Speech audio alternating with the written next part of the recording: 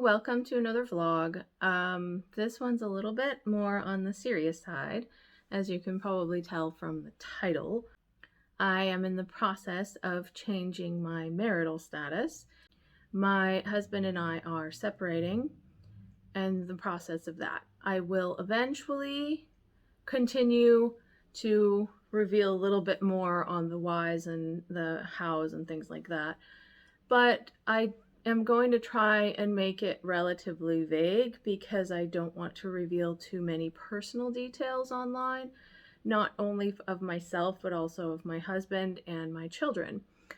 So today I wanted to concentrate on talking about the transition that I'm going through from being a two-parent household to being a single parent because the children are living with me. So I was just realizing that there are a lot of differences and that it's kind of a little bit you always say like it's stressful to be a single mother, but I never realized exactly how that was. Um, so So just a little bit of background about my situation is that I had decided to switch back from part-time to full-time at my job in August, and that was planned. Around the same time, my husband and I started having some serious problems and decided to separate. And it just so happened to coincide with that planned change to full-time, which was serendipitous. That was a good thing for me because I needed the extra income to pay all of the bills at home without my husband's income. So it just was very good timing in that sense. So, however, though, like not only am I taking care of my children by myself, but I'm also doing it while working a full-time job. And this is why I mentioned a couple of weeks ago that I wasn't doing that well, because some days I'm just not. Some days I'm just not that well.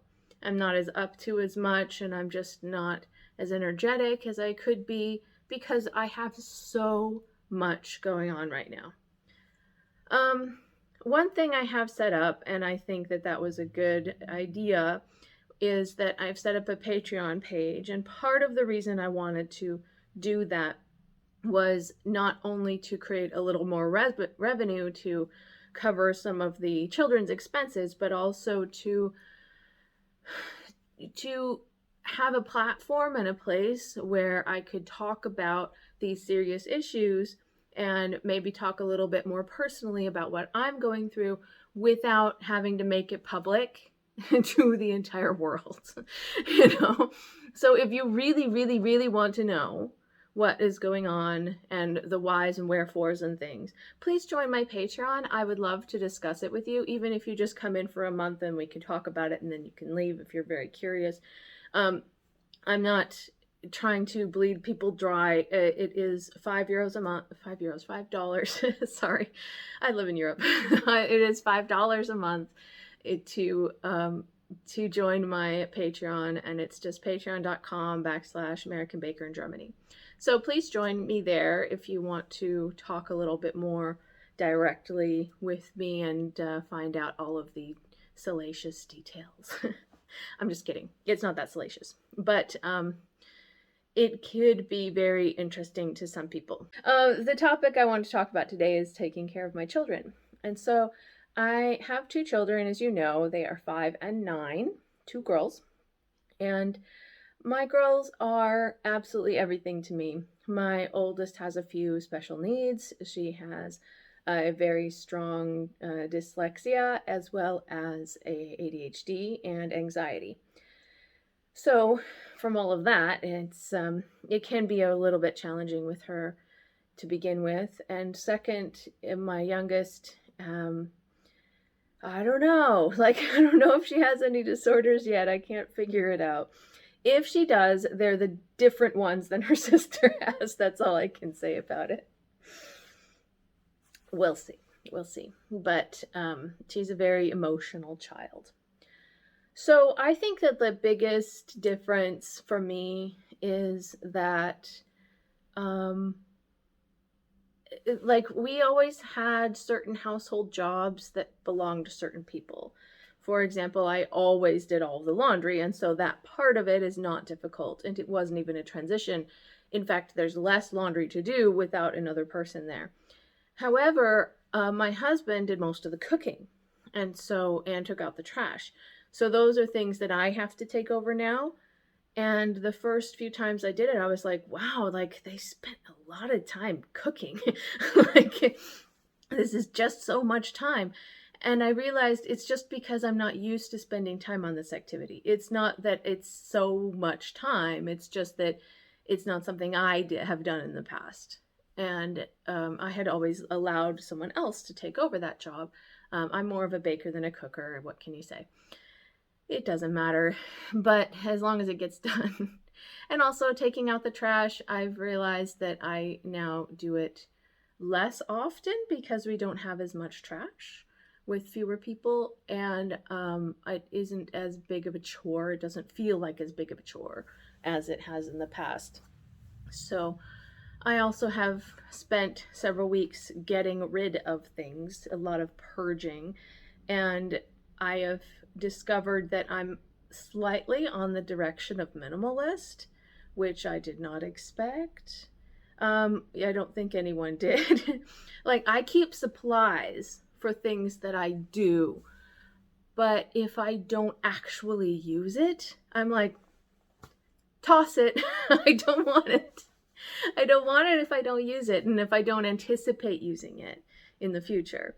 Um, so another thing is, because my children are also dealing with the situation in completely different ways, I also have to be very sensitive to the way they're feeling at all times. Emotionally, if they ever feel like they suddenly need to talk, I need to suddenly be available. Yeah. Another struggle is that we have had a lot of appointments lately, a lot, and I have no idea why they all came at once, but they did. and and so I just feel like taking I work from home, so I am able to pause my work, go out to an appointment, come back, and then restart work and continue it. That's fantastic, and I love it, and I am so blessed to have that.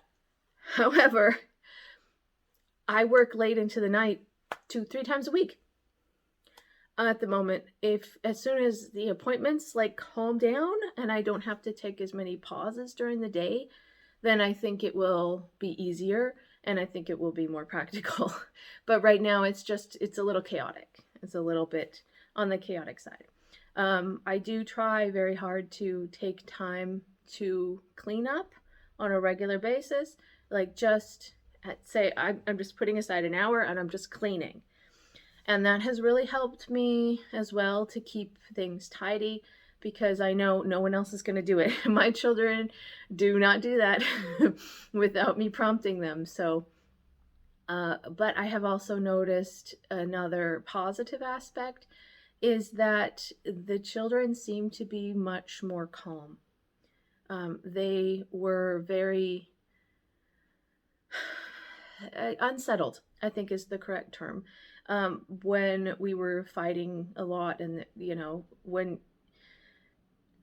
both of the parents were home, then it was kind of a question of when is it going to break up? Like, volcano is going to explode at some point. When is that going to happen? So I've noticed that they're a lot more calm now. And the way the two children are going about dealing with it is completely opposite. So my oldest is 9, Sabrina, and she is much more calm at home, but she feels the need to discuss her emotions a lot. She, like, almost daily, at least every other day. And we really need to sit down and discuss and have a real deep talk on how she's feeling. And she has very mixed emotions, but the main one is fear. Not fear of anything, not fear of the divorce. It's almost the opposite. She is afraid we're going to get back together, which really surprised me that that was her biggest fear. She's afraid we're going to get back together and then it's going to go back to the way it was. So that is something that we discuss a lot, how she's feeling about that, how I'm feeling about that, how her father is feeling about that, who is making an effort to do what. And then my youngest, Natalie, is 5, and she is afraid, but of completely different things. She is afraid of 2 possibilities in her mind. And one is, well, if Daddy moved out, maybe Mommy's going to move out. That's one fear. Her other fear is, Mommy asked Daddy to move out, so is Mommy going to ask me to move out? And so we have discussed both of these things with her several times and let her know that we love her, we value her, and that nothing she could do could make me want her to move out. And she's tested that a few times by throwing some pretty heavy-duty tantrums. So I feel like that's an adjustment period, and I have a lot of understanding for that, and I'm trying really hard to be patient with her, but I also let her know in no uncertain terms that her behavior is not acceptable. But I don't yell. I try really, really hard not to yell. And that has really helped her to realize that our home is becoming a stable place. And that's really what I wanted to give my children.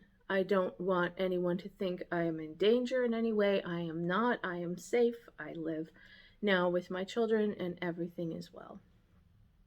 So I wanted to let you know that kind of an update into my life, a little sneak peek. But if you want to know more, please join my Patreon, and I would love to discuss things with you. I've also learned a lot about toxic relationships, what they are and what they are not, and I think I'm going to make a video on that as well. And really try to discuss this in a calm and rational manner.